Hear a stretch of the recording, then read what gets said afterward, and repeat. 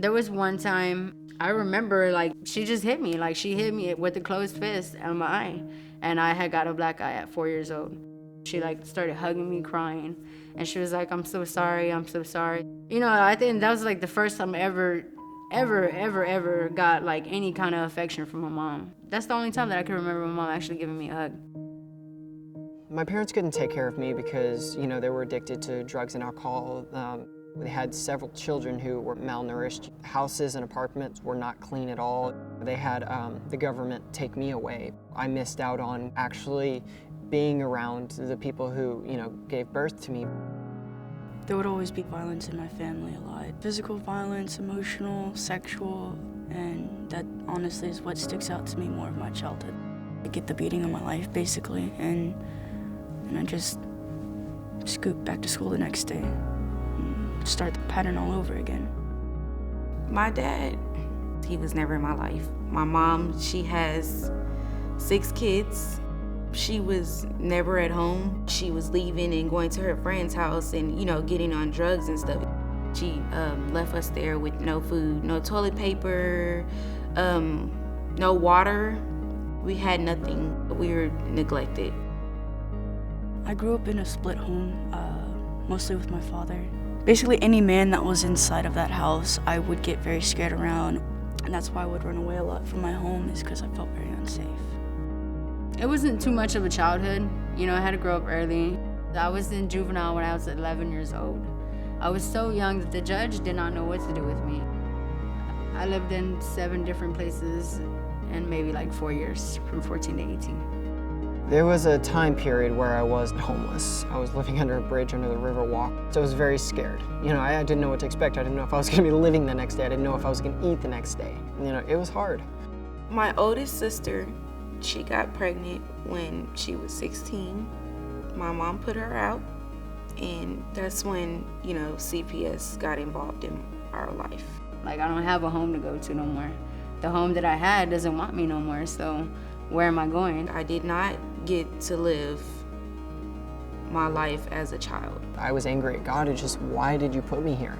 Why did this happen? Why did you want me here? You know, like, I was always thinking about suicide. I was always thinking about, like, I was always just so easy to give up, you know? I wanted to be a superhero when I was little. I wanted to be like Wonder Woman because I felt like I had to be my own superhero. Kind of the feeling to save myself. And it's scary because I'm 18 and I just wish, you know, that my mom was here with me because I'm grown now and I'm scared. Like, in the next 10 years, I don't know, you know, where I'm gonna be at. All I know is that I want to be, you know, successful, and I just hope that I'm in the right place. Most of the young people who come to LifeWorks have one thing in common. They feel discarded, unworthy, abandoned. You can't dream about the future when all you've known are nightmares. So our first message is, you know what? You're okay. You're just okay with who you are. Now tell me about your dreams, because we're going to take those seriously too. I stayed on the streets for about a year, on and off, and finally I went to LifeWorks and they accepted me and put me in their emergency shelter. I just recently got to LifeWorks not even a month ago, and I've already got a job. I had my daughter at 17. She means the world to me. Like, I'm trying to give her what I didn't have. LifeWorks, you know, they helped me out from the Young Moms and Babies program. What LifeWorks made different was they give you a chance. It's a program that if you work through it and you push through it, it'll change your life. Once a youth feels safe, we offer a world of opportunities. 20 programs that are all focused on helping youth achieve self-reliance, whether it be shelter, housing, counseling, workforce training, an exit from foster care, or any combination of these. We have the full range of resources a youth needs to launch their dreams.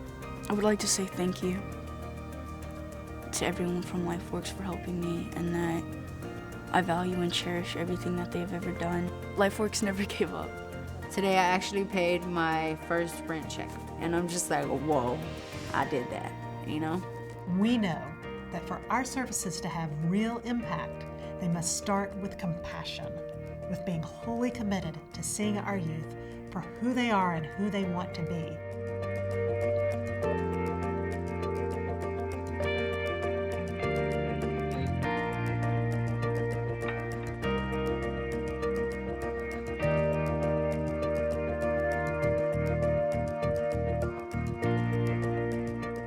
Franklin and Heather are fantastic examples of what LifeWorks can accomplish.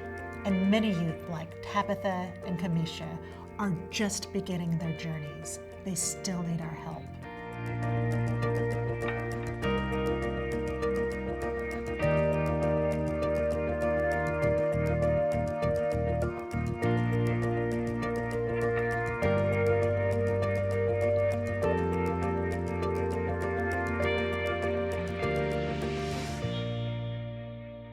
I'm happy.